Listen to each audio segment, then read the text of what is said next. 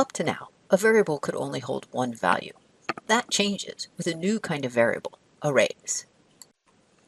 Imagine you are building a system to manage bank accounts, or users in a video game, or students in a class.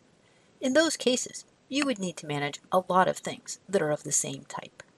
Suppose we were interested in the ages of students in a class. It seems like we'd need a variable for each student's age. This code shows what it would be like for a class with 3 students. Imagine what it would be like for a class with 100 students. And with this strategy, we'd have to have different code for each possible class size. Clearly, that isn't going to be manageable. You have a bug. Remember that integer division versus real division thing? Oops, you were right. Thanks for catching that, Zumi. When we declare a variable to be an array, we are telling the compiler that we want it to be able to hold a bunch of things of that type. We do that by putting square brackets after the type in the declaration. After we have declared it, we have to tell the machine how many values the array should contain. We do that with a new statement. This one will give the array named ages space to hold 3 integers.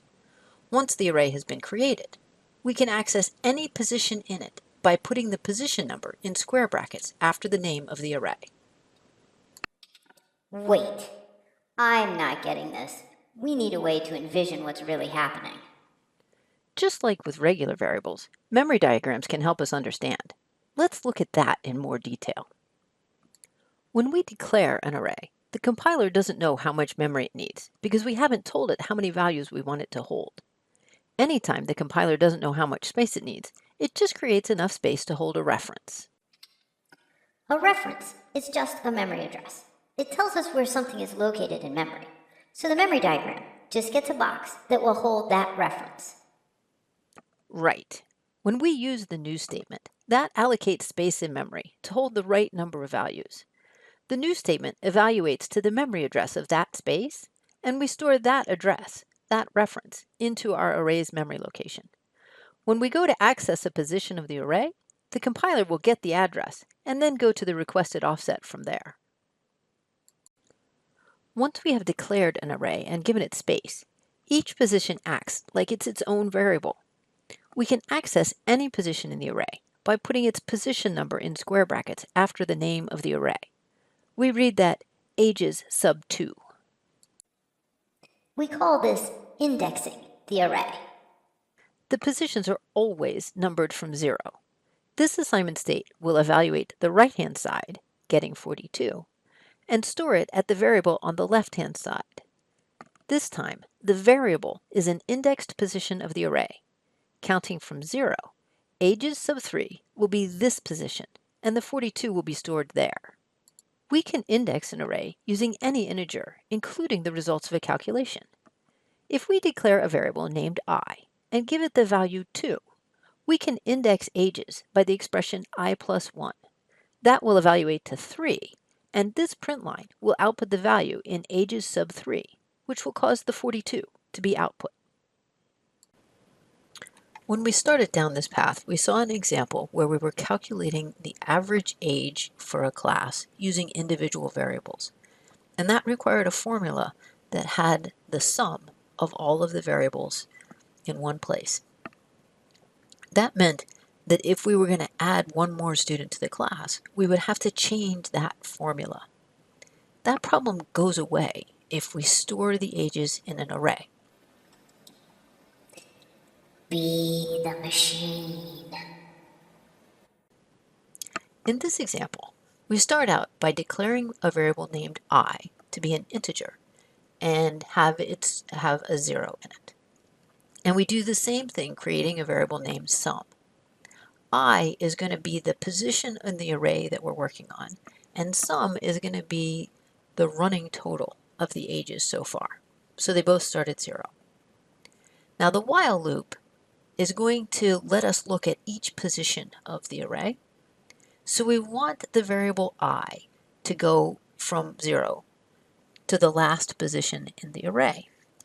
Java gives us array.length that you can attach .length to any array name, and it will tell you the number of positions in the array.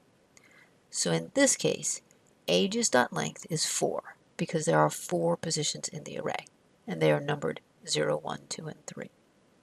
So the while loop will first check to see is I less than 4. It is, because I is 0. So we go into the loop. In the assignment statement for sum, the right-hand side evaluates sum and gets 0, and then looks at ages sub 0, which in this case is 42, adds them together, getting a 42, and stores that value into sum.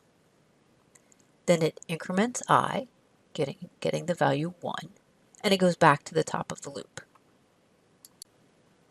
It asks, is I less than ages.length? And 1 is less than 4, so it goes into the loop again. This time, this assignment statement is going to evaluate sum and get 42. Then it's going to evaluate ages sub I. I is 1, so that's going to look in the 1th position of the array and get a 14. It's going to add the 42 and the 14, getting 56, and store that at sum. Then it's going to increment I and go back to the top of the loop again. At this point, the variable sum holds the sum of the first 2 things in the array. So it is a running total. We've just only gotten through the first 2 positions so far. This time, it compares I to ages.length. I is 2, which is less than 4, so it goes into the loop again. It evaluates the right-hand side of the assignment statement. It's going to get 56 for the sum. And then I is 2, so it's going to look at position 2 in the array, getting a 19. It's going to add the 56 and the 19, getting 75, store that back at sum, increment I, and go to the top of the loop again. Now our running total has the sum of the first 3 elements in the array. I has the value 3, which is still less than 4, so we go into the loop. Sum is 75. Ages sub 3 is 17. We add those together to get 92, store that back at sum, increment I, go to the top of the loop again. This time, when it compares I to ages.length, they are equal, so I is not less than ages.length, so the loop stops. At this point, the variable sum holds the total of all of the things that are in the ages array. And the real power here is that my code didn't need to know specifically how many students were in our class, how many ages we were going to add together. We could ask the array its length and then look at each position in the array. So if there were 30 things in the array, we would have added all 30 of them. If there were 2 things in the array, we would just add the 2 of them. That means that our code doesn't have to be specific to the size of our class. When we want to store a bunch of values of the same type, we can use arrays. Setting up an array requires adding square brackets to the variable's declaration and using the new statement to allocate the memory for the number of spaces we want it to hold. Once it is set up, we can index the array to access any position, but we need to remember that the first position of the array is always 0.